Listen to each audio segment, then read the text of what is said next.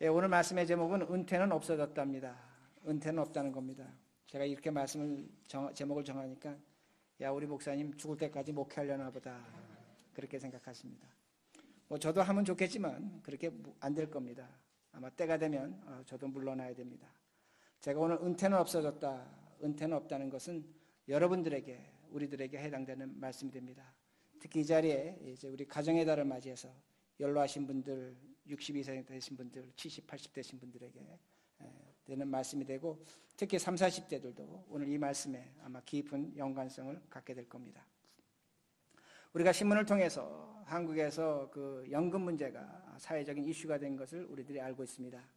그 공무원 연금이 국민연금과 연계되면서 사회적인 갈등이 일어나고 있습니다. 어떤 갈등이냐면 젊은 세대와 나이 든 세대가 그것으로 갈등하는 그런 이슈를 우리가 보고 있습니다. 여러분 또 아시는 것처럼 우리가 사는 이 미국, 앞으로 30년 후면 나이 드신 분들이 지금 받고 있는 사회보장, 그 소셜 시큐리티가 고갈될 것이라고 합니다. 없어질 것이라고 합니다.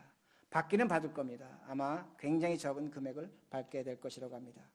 그러게 아마 여기 30대 되신 분들 아마 거의 받지 못할 것이고, 45대 되신 분들은 아마 적은 금액으로 그렇게 받게 될 것이라고 그렇게 말합니다. 그러게 미국의 젊은 세대들이 왜 우리가 소셜 시큐리티 텍스를 내야 되냐 그렇게 반발하고 있습니다.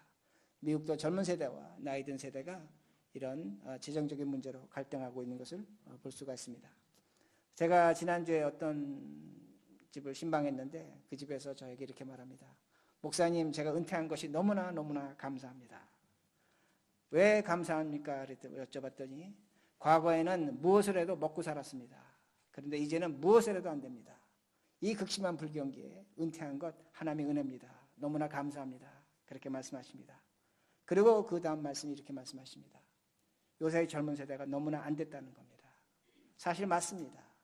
미국에 와서 돈 버는 시대는 지나갔습니다. 30년 전, 40년 전에는 길거리에다가 좌판 팔아놓고 돈 벌었습니다. 그러나 이제는 그런 시대가 아니라는 것을 우리들이 분명히 알 수가 있습니다. 미국이 지난 10년 동안 너무나 많이 변했습니다. 미국 대기업들이 내놓는 그 보고서를 보면 앞날을 예측할 수가 없습니다. 과거에는 대기업들이 5년, 10년 앞을 보고 사업을 했습니다.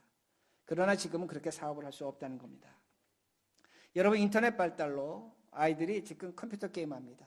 아이폰으로 우리 애들도 뭐 2살, 3살 된 애들도 아이폰 갖고 게임합니다. 장난감이 팔리지 않습니다. 이제는 차를 사러 갈 때 딜러 가지 않습니다. 인터넷에서 다 조사하고 오다하면 가서 픽값만 해옵니다. 이제 전화기에서 사진도 되고 시계도 되기 때문에 사진기 사는 분은 거의 없습니다. 특별한 일로 사는 외에는 사진기 사지 않습니다. 이제 시계도 사지 않는다는 겁니다. 이제 조만간 얼마 있지 않으면 우체국도 없어집니다. 우체국도 없어집니다. 여러분 한번 생각해 보시기 바랍니다. 이런 많은 산업이 없어질 때 얼마나 많은 사람이 실직을 당하게 됩니까? 사업체가 없어집니까? 그로 인한 그 파생이 엄청나게 크다는 것을 우리들이 알 수 있습니다. 그러게 이 시대에 부, 돈, 물질 누가 소유하는가? 아주 극소수의 지식계층만이 이 시대의 물질을 소유할 수 있습니다. 극소수의 지식적 가치를 갖고 있는 사람들입니다. 그들만이 부를 갖고 있을 수 있다는 겁니다. 일반 서민들은 더욱더 가난해질 수밖에 없다는 겁니다. 30년 전, 20년 전만 해도 미국에서 은퇴하면 저축해 놓은 돈이 있었습니다. 집 한 채 있었습니다. 연금이 나왔습니다. 그런 대로 편안하게 살 수가 있었습니다. 요새 은퇴하시는 분들 보면 저축이 없습니다. 왜? 이미 다 써버렸기 때문입니다. 모기지 남아있지는 않습니다. 다 썼습니다. 그리고 연금 나오지만, 소셜시큐리티 나오지만 생활하는데 부족합니다. 겨우겨우 살아갈 수밖에 없습니다. 그러게 은퇴하면 더 가난해질 수밖에 없다는 말씀이 됩니다. 그러게 오늘 말씀은 나이 드신 분들도 해당되지만 젊은 세대에게도 깊은 연관성이 있다는 겁니다. 우리의 미래를 다루는 겁니다. 이 짧은 시간에 어떻게 이 미래를 다룰 수 있는가? 제 실력으로는 되지 않습니다. 그러나 오늘 하나님께서 우리에게 말씀하신 그 말씀으로 우리가 이 말씀을 접근할 때 우리가 어떻게 살아야 되겠다는 것을 분명하게 알게 됩니다. 본문에 갈렙이 등장합니다. 갈렙은 민수기 14장에 보면 모세가 12명의 정탐꾼을 가나안 땅으로 들여보냅니다. 그때 12명 중에 한 사람이었습니다. 자, 12명이 40일 정탐한 다음에 돌아와서 한 마음으로 이렇게 얘기합니다. 이게 중요합니다. 한 마음입니다. 우리가 들어간 그 가나안 땅은 젖과 꿀이 흐르는 땅입니다. 한 마음으로 보겠습니다. 우리가 들어간 가나안 땅은 큰 거인들이 있는 땅입니다. 그렇게 보고했다는 겁니다. 12명의 의견이 똑같다는 말씀이 됩니다. 근데 정탐꾼 10명은 이렇게 얘기합니다. 뭐라고 얘기하냐면 그곳에 거인이 있는데 우리들은 메뚜기와 같습니다. 그렇게 얘기합니다. 우리가 성경을 볼 때 한 가지 조심해야 되는 건 이 사람들이 우리가 메뚜기와 같다고 해서 하나님께서 분노하셨다, 벌을 주셨다, 그렇게 생각합니다. 절대로 그렇지 않습니다. 거인 앞에서 유대인들은 이스라엘 사람은 메뚜기가 맞습니다. 정확한 판단하는 겁니다. 맞게 판단하는 겁니다. 이성적으로 합리적으로 판단하는 겁니다. 오늘 교회 속에 한 가지 우리가 조심해야 될 건 뭐냐면 우리가 믿음을 갖고 있게 어떤 것인지 할 수 있고 어떤 것인지 우리가 누릴 수 있다고 생각하는 그런 우리의 실력과 우리의 어떤 힘을 벗어나는 것을 믿음으로 착각할 때가 있습니다. 그건 굉장히 조심하셔야 됩니다. 하나님은 분명히 그들이 우리와 메뚜기가 같다고 할 때에 그들을 비난하지 않으셨습니다. 책망하지 않으셨다는 말씀이 됩니다. 마찬가지라는 겁니다. 오늘 우리들에게 거인이 있습니다. 거인이 있습니다. 제가 오늘 나이 든 분들하고 30, 40대, 50대를 구분해서 말씀드릴 텐데 나이 드신 분들에게 거인은 뭔가? 두려운 건 뭔가? 그 앞에서 우리가 메뚜기가 되는 것이 뭔가? 시간입니다. 시간입니다. 나이가 들면 시간이 무서운 겁니다. 은퇴하시면 시간이 지겹습니다. 매일 똑같은 얘기하다고 똑같은 것을 보고 똑같이 살아가야 됩니다. 그 시간 속에서 처절하게 싸웁니다. 자식이 때로 불러줍니다. 가서 손자 손녀 봅니다. 그러나 그 보는 것도 한두 번입니다. 보고 나면 몸이 지칩니다. 몸이 상합니다.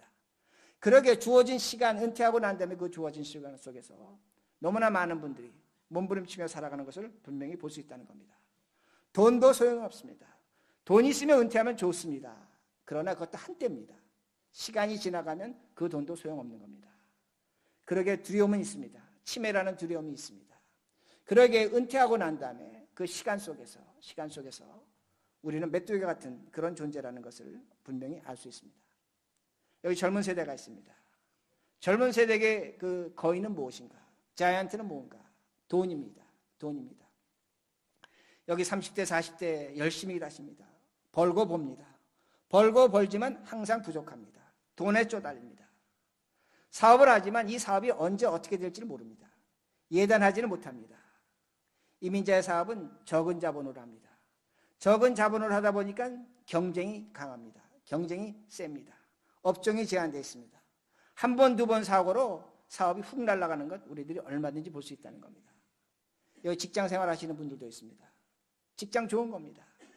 그러나 내가 속한 부서가 이익을 내지 못하면, 그 회사가 이익을 발생하지 못하면 하루 사이에 문 닫는 거 얼마든지 볼 수 있다는 겁니다. 그리고 30대, 40대에 그 회사를 퇴직해서 새로운 직업을 찾는 것, 과거에는 그렇게 어렵지 않았습니다. 그러나 지금은 거의 불가능합니다. 직업 다시 찾는 거 거의 불가능하다는 겁니다. 그러기에 젊은 세대에게 있어서 거인은 무엇인가? 그 앞에서 메뚜기와 같은 존재가 되는 것은 무엇인가? 바로 돈이라는 것을 우리들이 알 수가 있습니다. 그러게 그 정탐을 마치고 온 10명은 얘기합니다. 이스라엘 백성에게 얘기합니다. 우리는 메뚜기입니다. 사실입니다. 그러나 중요한 건 뭐냐면 그 메뚜기라는 얘기를 들었을 때 그들은 이렇게 얘기합니다. 우리가 차라리 애굽에서 죽었으면 좋았을 걸. 광야에서 죽었으면 좋았을 걸. 왜 하나님이 우리를 이끌어서 끌고 나와서 우리를 죽게 하는가? 하나님은 원망했다는 겁니다. 하나님이 그 원망을 들으셨습니다. 그리고 그 원망대로 내 귀에 들려진 대로 너희들 다 이 광야에서 죽게 하시겠다고 말씀하셨습니다. 원망한 자들은 광야에서 죽었다는 것을 우리들이 알 수 있습니다. 갈렙과 모세가 있습니다. 두 사람입니다. 그 두 사람은 하나님 앞에서 분명히 알았습니다. 예, 맞습니다. 우리는 메뚜기입니다. 메뚜기입니다.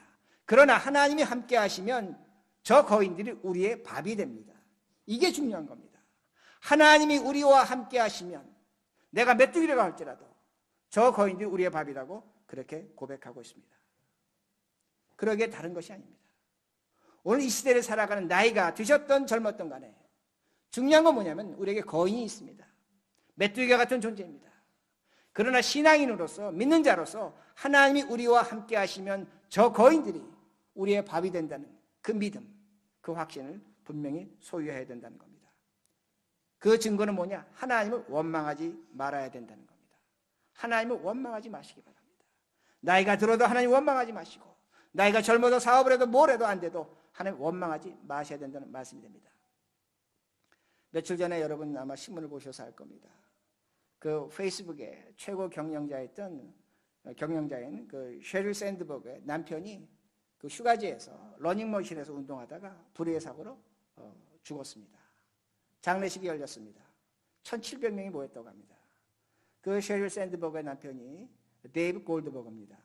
미국에서 가장 영향력 있는 부부를 꼽으라면 이 두 사람을 뽑습니다. 왜냐하면 그 데이브 골드버그는 야후의 책임자였습니다.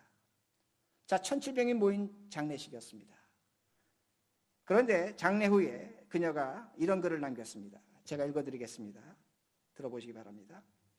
그 남편을 생각하며 쓴 글입니다. 비록 지난 며칠은 전혀 예상치 못한 지옥과도 같았지만 제 인생에서 가장 어둡고 슬픈 순간들이었지만 저는 제가 얼마나 행운이었는지를 알게 됐습니다. 만약 제가 데이브와 결혼하던 날 누군가 저에게 딱 11년 후에 데이브가 떠나갈 것이라고 알려준다 해도 저는 역시 그와 함께 할 것입니다. 왜냐하면 11년간 데이브 골드버그의 아내였고 그와 함께 아이들의 부모가 된 것은 제가 상상할 수 없는 것 이상의 행운이자 행복이었기 때문입니다. 그와 함께한 모든 순간에 감사하는 마음입니다. 감사하는 마음입니다. 여러분에게 이런 일이 닥쳤다면 우리 어떻게 합니까? 하나님 왜 4살 되고 6살 자식을 두고 그 귀한 사람을, 그 능력 있는 사람을 왜 데려가셨습니까? 우리는 원망할 겁니다. 왜 나에게 이런 비극을 허락하셨습니까? 우리 원망할 겁니다. 그녀는 말합니다. 감사합니다. 감사합니다. 내가 이 다음에 다시 결혼해서 네 남편이 11년이 있다 죽을 사람이다. 그래도 결혼하겠느냐? 나는 그 남자와 결혼하겠다는 겁니다. 이것이 감사합니다. 원망하지 않는 겁니다. 오늘도 우리에게 많은 거인들이 있습니다. 그 거인들을 이기는 가장 첫 번째 방법은 무엇이냐면 원망하지 마시기 바랍니다. 거인은 끝없이 우리에게 찾아올 겁니다. 오늘 내가 만난 그 거인이 없어진다고 해서 끝나는가? 그렇지 않습니다. 또 다른 거인이 찾아온다는 겁니다. 오늘 성경에 나타납니다. 갈렙은 이방인입니다. 이스라엘 사람이 아닙니다. 갈렙이라는 그 이름의 의미는 개라는 의미를 갖고 있습니다. 개입니다. 유대인들이 이방인을 조롱할 때 개라고 불렀습니다. 갈렙은 아마도 그 출애굽할 때 애굽에 있던 그 이방인들 중에 함께 딸려 나온 자입니다. 성경은 그것을 잡족이라고 부릅니다. 잡족. 잡족들은 유대인들을 위해서 종노릇 했습니다.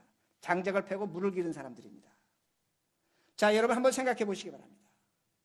유대인들이 갈렙을 개라고 불렀습니다. 조롱했습니다. 멸시했습니다.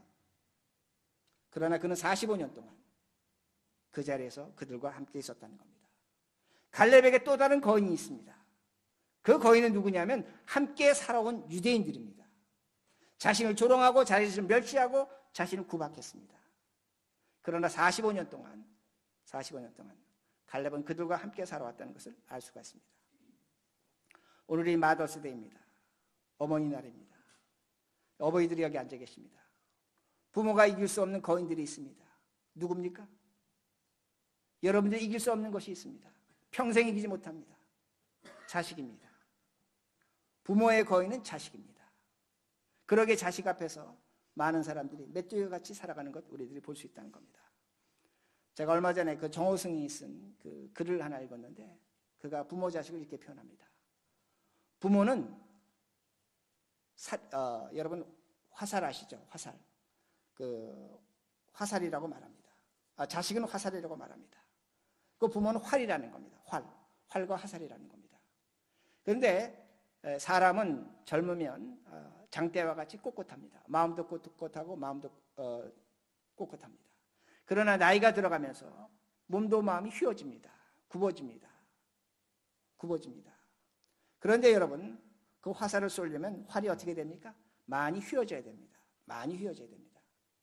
그런데 정호성은 뭐라고 얘기하냐면 자식은 화살이라는 겁니다. 그 화살이 멀리 나가고 행복하려면 부모가 휘어져야 한다는 겁니다. 꺾여야 된다는 겁니다. 그래야만 자식이 행복할 수 있다는 겁니다. 근데 그는 말합니다. 정말로 자식을 이기는 방법은 다른 것이 아니라 자식에게 휘어져라고 얘기하는 것이 아니라는 겁니다. 자식에게 꺾이라고 얘기하는 것이 아니라는 겁니다. 부모가 휘어지고 부모가 꺾어질 때 그때에 그 부모가 자식을 이긴다고 말합니다. 그 화살을 멀리 날려보낸다는 겁니다. 그러기에 마찬가지입니다. 오늘도 우리에게 거인들이 있지만 내 마음을 꺾는 겁니다. 내 삶이 휘어지는 겁니다. 자식 보고 네 마음 꺾어라, 너 휘어져라 얘기해서는 안 된다는 겁니다. 그것이 바로 자식을 이기는 것이라고 그렇게 말합니다.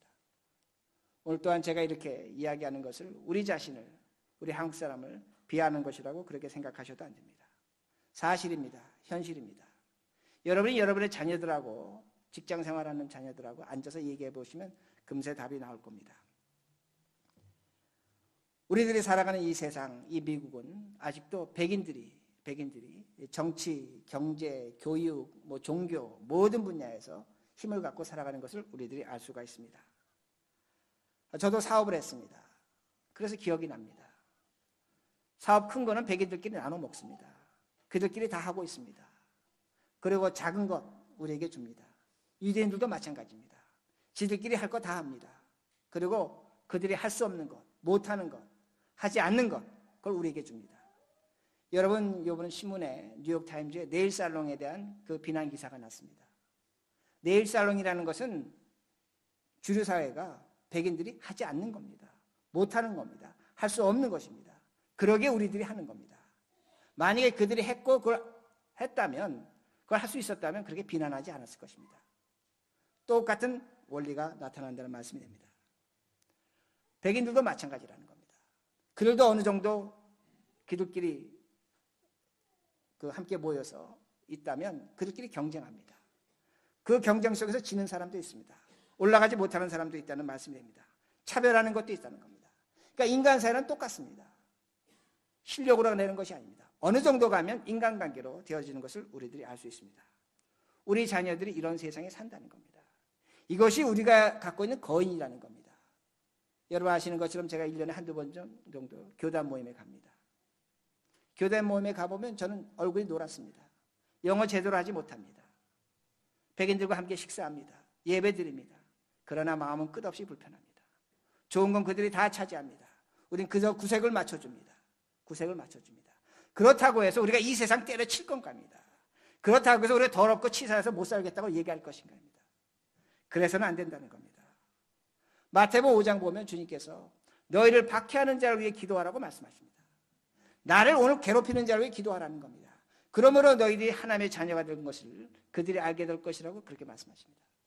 왜 주님께서 이렇게 말씀하셨을까? 왜 박해하는 자를 위해 기도해야 될까? 오늘도 박해하는 자 때문에 내 속이, 내 억장이 무너집니다.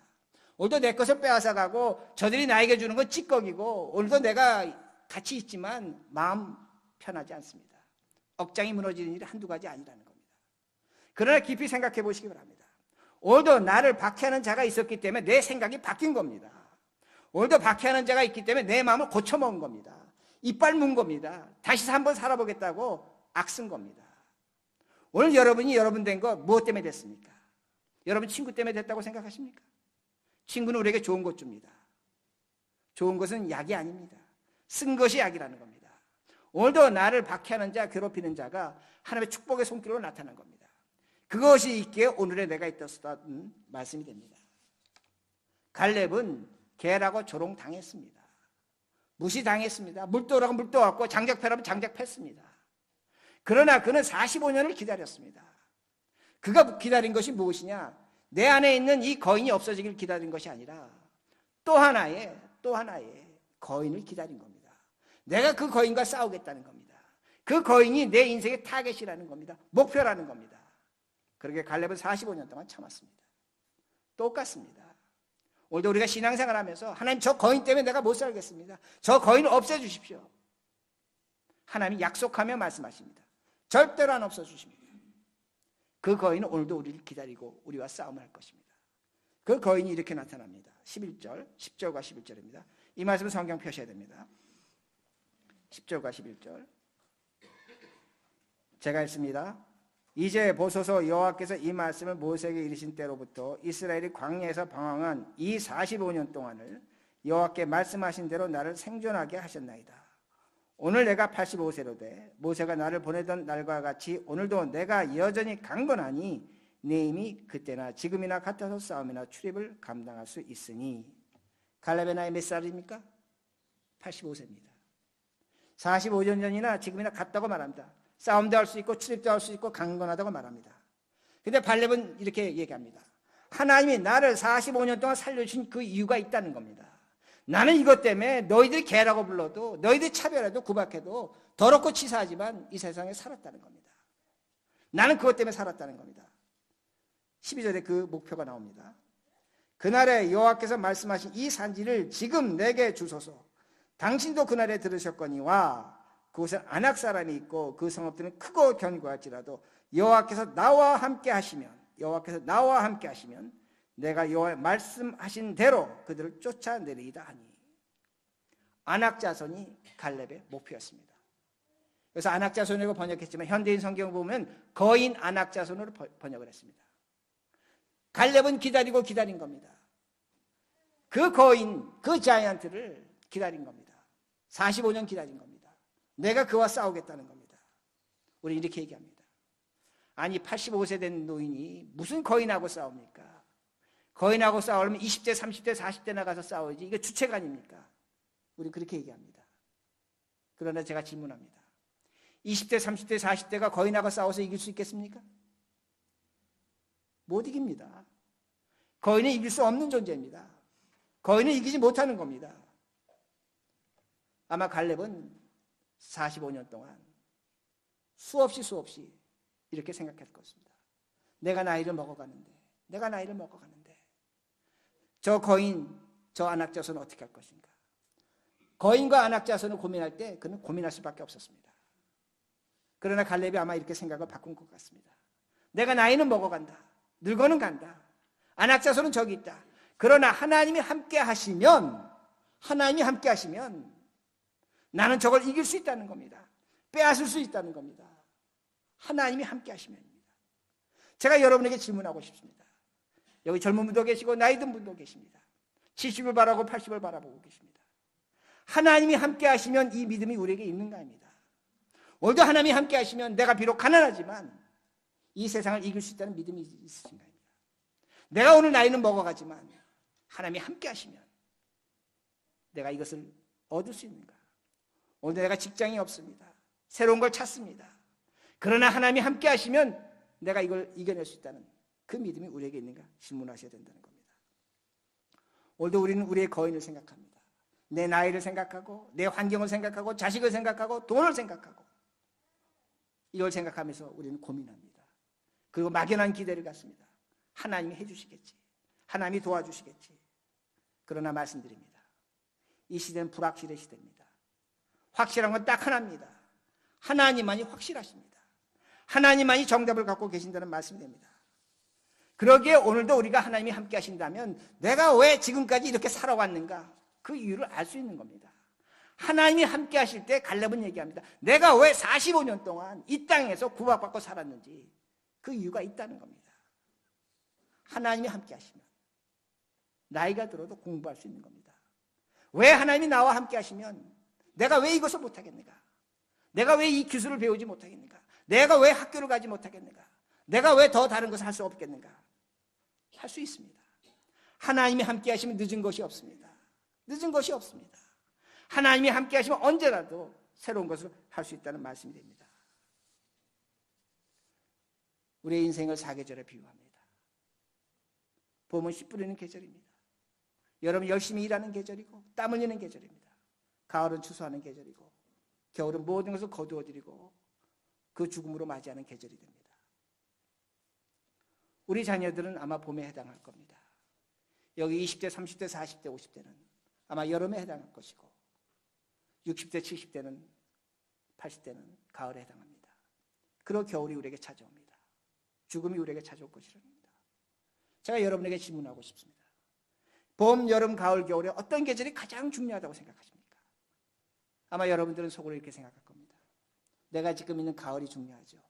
여름이 중요하죠. 봄이 중요하죠. 정말로 그렇습니까? 그렇지 않습니다. 가장 중요한 계절은 가을이라는 거 잊지 마시라는 겁니다. 왜 그런지 아십니까? 가을이 길어졌습니다. 가을이 길어졌습니다. 이제는 100세 시대라고 그렇게 말합니다. 65세 은퇴해도 35년이 남습니다. 앞으로 20대 요새 태어난 아이들은 120세를 살 수 있다고 얘기합니다. 인생의 황혼이 길어진 겁니다. 가을이 길어진 겁니다. 오늘 우리들이 크게 착각하고 있는 것은 뭐냐면, 여기 젊은 분들 잘 들으셔야 합니다. 오늘도 내가 갖고 있는 직장으로, 직업으로 내 일평생 살 수 있다고 생각하는 것은 20년 전 얘기입니다. 요새 대학 졸업하지만 그 대학에서 배운 지식 갖고 10년을 못 써먹습니다. 모르면 그저 파이어 당합니다. 여러분 지금 사업하십니까? 사업하는 것으로 내가 이것으로 돈 모아서 내 은퇴를 즐길 수 있다? 은퇴를 준비할 수 있다? 착각입니다. 언제 어떻게 될지 모릅니다. 지금 준비하셔야 된다는 겁니다. 지금 준비하셔야 된다는 겁니다. 40, 50이 돼도 새로운 경력을 준비하셔야 된다는 말씀입니다. 하나님이 함께 하시면 우리는 무엇인가를 할 수 있는 겁니다. 내가 왜 이렇게 살아왔고 앞으로 어떻게 살 것인가를 하나님이 분명히 우리에게 가르쳐 주신다는 말씀이 됩니다. 연락하신 분들도 마찬가지입니다. 무엇인가를 시작하셔야 됩니다. 갈렙이 몇 세에 시작했습니까? 85세입니다. 모세가 몇 세에 출애굽했습니까? 80세입니다. 나이 많다고 자랑하지 마시기 바랍니다. 나이 많다고 그거 갖고 여러분 살지 마시기 바랍니다. 나이는 누군가의 말대로 숫자에 불과합니다. 작년에 노벨 물리학상 받은 일본 사람이 있습니다. LED 라이트 발견한 사람입니다. 그 사람 나이가 몇 세인 줄 아십니까? 85세입니다. 85세에 노벨 물리학상 받았습니다. 미켈란젤로의 그림은 다 70 이후에 나온 겁니다. 그러기에 오늘 우리들이 삶을 살아갈 때 나는 늙었습니다. 나는 할 수 없습니다. 나는 몸이 약합니다. 내가 뭘 하겠습니까? 그렇게 하시면 안 됩니다. 하나님이 함께 하시는 겁니다. 젊던 늙던 하나님이 함께 하신다는 그 말씀이 됩니다. 제가 다시 가을을 말씀드립니다. 가을은 결실의 계절이라고 합니다. 추수의 계절이라고 합니다. 근데 저는 그렇게 생각하지 않습니다. 여러분 가을에 나무에서 열매 떼어보시기 바랍니다. 다 따고 나면 그 나무가 그렇게 쓸쓸해 보일 수가 없습니다. 가을에만 느낄 수 있는 겁니다. 가을에 들판에 가서 추수합니다. 벼를 다 베버립니다. 황량함이 남는 겁니다. 가을은 이중적입니다. 열매가 있지만 쓸쓸함이 있는 겁니다. 허전함이 있는 겁니다. 이게 가을입니다. 그러게 오늘도 우리가 착각하는 게 뭐냐면, 그래 은퇴할 때 내가 이 정도 돈 쌓아두고 이 정도 돈 벌어두고 이 정도 준비하면 별일 없을 거야. 잊지 마시기 바랍니다. 돈으로 채울 수 없는 쓸쓸함이 있습니다. 돈으로 채울 수 없는 허전함이 있습니다. 아픔이 있습니다. 여러분 이걸 뭘로 채우시렵니까? 하나님으로 채우셔야 된다는 겁니다. 하나님으로 채우셔야 합니다. 그러기에 우리의 인생이 달라져야 합니다. 1년이라도 배울 것 있으면 배우시기 바랍니다. 정할 거 없다면 저에게 전화하시기 바랍니다. 교회 와서 마당에 꽃이라도 심으시라는 겁니다. 제가 기꺼이 모시러 가겠습니다. 기꺼이 모시러 가겠습니다. 일을 하셔야 합니다. 이 말씀은 40대 50대도 마찬가지입니다. 불안해하지 마시기 바랍니다. 내가 직장이 이렇게 되면 어떻게 될까? 사업이 이렇게 되면 어떻게 될까? 걱정하지 마시기 바랍니다. 하나님이 함께 하십니다. 하나님이 함께 하시면 내가 기다렸던 그 거인 나의 밥이 됩니다. 이 말씀 믿으시고 여러분 인생을 새롭게 이해하시며 이 가정의 달을 준비하시는 우리 모두가 되길 바랍니다.